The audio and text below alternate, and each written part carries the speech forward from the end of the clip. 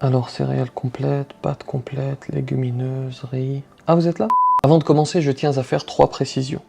Premièrement, je ne juge aucune intention, et je ne préjuge aucunement de la destinée des uns et des autres. Seul Allah subhanahu wa ta'ala connaît nos intentions, et est capable de définir notre destination finale le jour des comptes.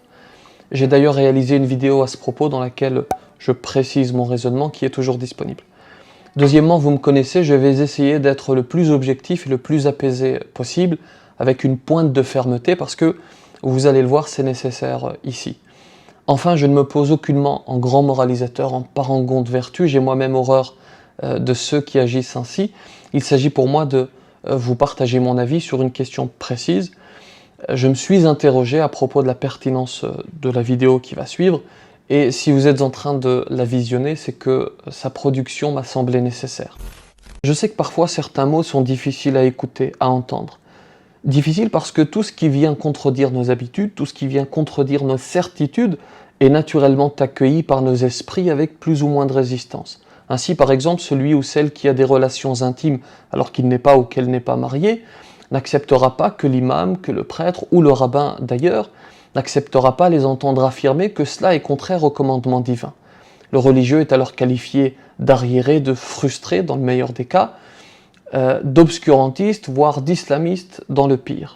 Il y a aussi celui qui tire ses revenus de la vente de substances illicites, de drogue par exemple. Il refusera évidemment d'écouter celui qui lui recommandera de cesser. Il est même prêt à en faire son ennemi juré pour défendre son beefsteak. Pardon, pour défendre son beefsteak empoisonné, parce que, comme je l'ai expliqué ici et ici, l'argent haram, l'argent illicite, amène certes un petit bonheur éphémère, mais un tombereau de malheur par ailleurs, et ça finit toujours mal. Ou encore, j'en viens à mon 3e exemple, ou encore celui qui a fait de la musique, celui qui a fait du rap un compagnon, celui qui vit au quotidien avec du bruit dans les oreilles. Celui-là, il vous traitera de tous les noms si vous vous opposez à son compagnon. Tentez de le faire divorcer de ce dernier, c'est vous exposer à tout un tas d'avanies, à tout un tas de vexations, voire d'insultes. J'ai pu le constater personnellement en publiant ces 2 vidéos, mais fort heureusement, ces gens-là sont minoritaires. Pour terminer cette introduction, je répète ce que j'avais dit par le passé, je ne suis pas là pour faire plaisir, pour flatter les certitudes, pour jouer à l'imam cool qui renonce à tous ses principes dans le but de satisfaire la créature. Je serai seul face à mon Créateur et j'aurai des comptes à rendre et je me dois conséquemment de dire ce dont je suis convaincu, d'indiquer ce qui me semble être le bon chemin. À tout de suite.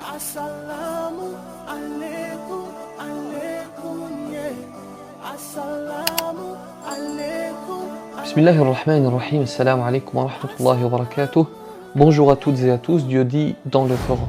أرأيت من اتخذ إلهه هواه أرأيت من اتخذ إلهه هواه أفأنت تكون عليه وكيلا.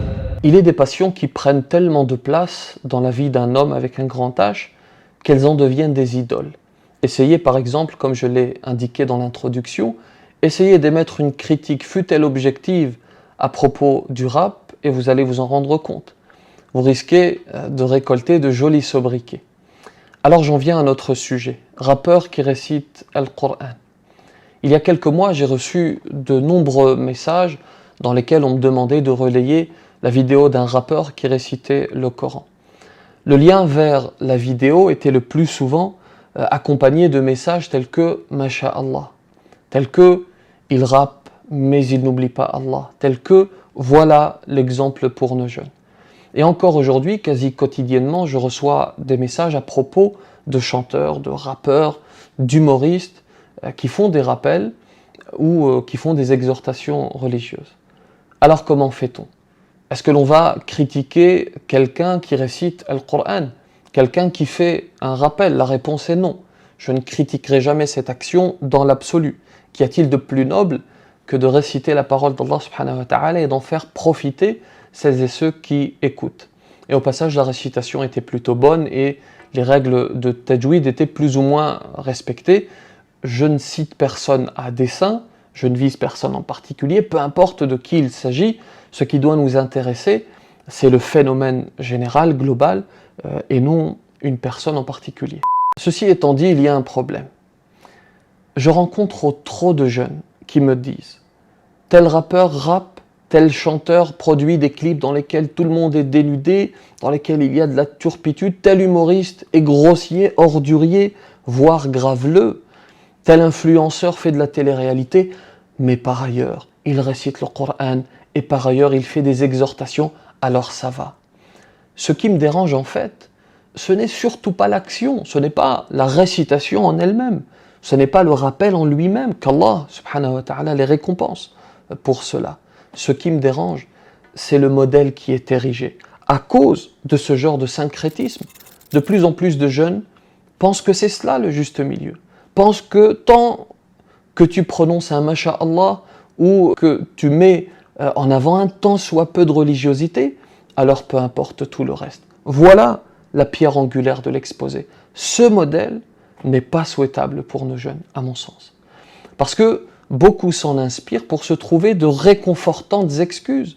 J'ai commis ou je commets tel grave péché, mais je jeûne pendant le mois de Ramadan, mais j'ai fait une umrah, mais j'ai été au hajj, alors tout va bien. Allah subhanahu wa ta'ala nous demande de la cohérence. Lorsque je prie, lorsque je jeûne, lorsque je vais au pèlerinage, lorsque je récite le Coran, il faut que cela ait un impact sur ma vie au quotidien. Inna as-salata tanha 'anil fahsha'i wal munkar. Si cette prière, si cette pratique n'a aucune conséquence positive sur mon comportement, sur ma manière de vivre, c'est qu'il y a un problème. Alors bien sûr, chacun est libre de faire ce que bon lui semble, de rapper, d'être grossier, etc. Mais je suis libre aussi de dire, et c'est même l'une des missions de l'imam, je suis libre de dire, d'expliquer que le modèle qui est présenté par certains est trompeur. Ce n'est pas cela l'islam du juste milieu. Que l'on me comprenne bien sur 2 points. Le premier, personne n'est parfait. Moi, en premier lieu. Nous avons tous des contradictions, nous sommes tous pécheurs, nous commettons tous des péchés, et le meilleur des pécheurs, c'est celui qui se repent. C'est la nature de l'homme, c'est ainsi.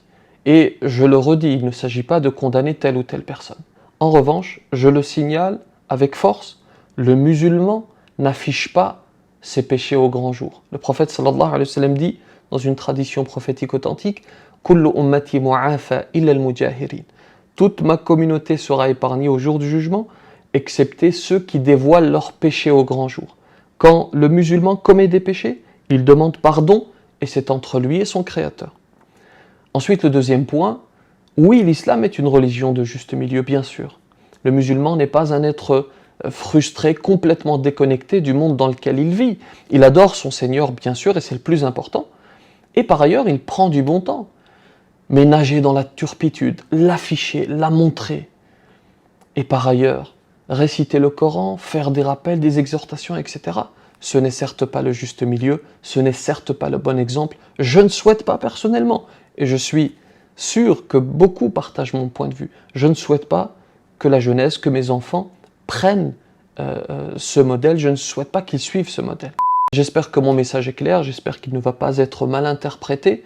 J'essaie toujours de mettre de la mesure dans mes propos, mais malheureusement, les réseaux sociaux étant l'ennemi de la nuance, je ne me fais pas trop d'illusions. Je suis prêt à en discuter avec vous dans les commentaires, je les lirai avec intérêt, avec grand intérêt. Quant à moi, je m'en vais compléter ma liste de courses, car comme vous le voyez peut-être, ça avance, que la paix soit sur vous. Assalamu alaikum, alaikum, yeah. Assalamu alaikum, alaikum, yeah. Assalamu